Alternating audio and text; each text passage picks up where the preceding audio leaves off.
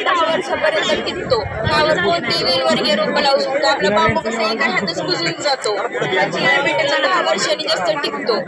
त्यावर कोणतेही वेलवर्गीय रोप लावू शकतो. चांगल्याने वेल आपला पसरतो. फळ ही खाली तोडायलाही सोपं जातं. लेबरही कमी पडतं आपल्यामध्ये. ह्या स्ट्रक्चरमध्ये ना युवाल्या त्यामध्ये आपल्याला ट्रॅक्टरही फिरवता इझिली येतो. परत कॅरेट वगैरे आरामात मिळू शकतो. त्यामध्ये थोडंसं हे आहे पण दोन्ही पण सेमच आहे कॉस्ट वगैरे. एकदम बारकाई प्लॉट दाखवला गेलाय. आपण तुमचा प्लॉट जरा लेटच दिसतोय त्याला. हो लेट दाखवला गेलाय पण ह्या स्ट्रक्चर वरती मेन दाखवलाय ना.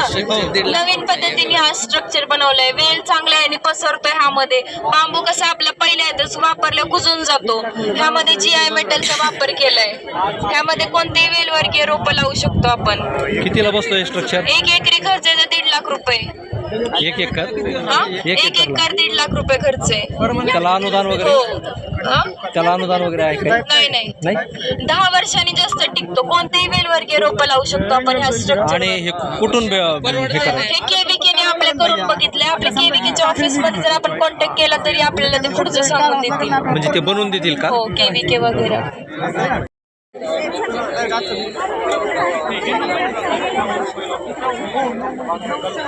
पर्यंत जाणार होतं तेव्हा तुम्हाला 8 ते 9 महिन्यापर्यंत उत्पन्न देते चांगल्या फर्टिगेशन आणि न्यूट्रिएंट मॅनेजमेंटला जे मेट्रिक टन.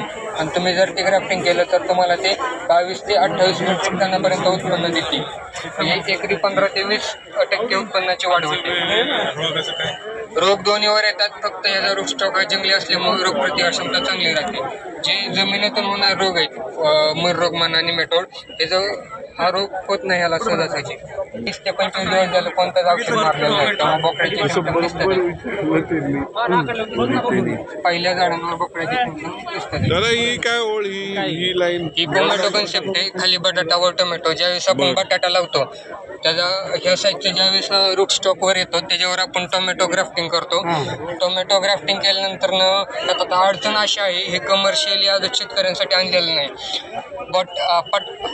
बटाटा हे पीक आपलं 2.5 ते 3.5 महिन्यात निघतं आणि टोमॅटो हे 5 ते 6 महिने चालणारं पीक आहे.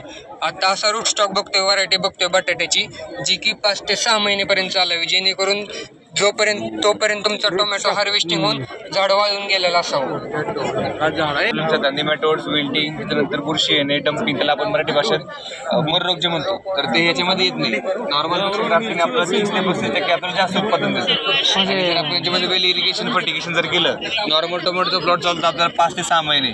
हा प्लॉट आपल्याला 9 ते 10 महिन्यांपर्यंत पण आपण याच्यापासून प्रोडक्शन घेऊ शकतो. म्हणजे थोडक्यात द्राक्ष कधी आधी डोगऱ्याचं नंतर डोळावर त्या टाईप नाही तुम्हाला आपल्याला सगळे इथून भेटून जातील सगळे ग्राफ्टेड भेटतील. तुम्ही कुठले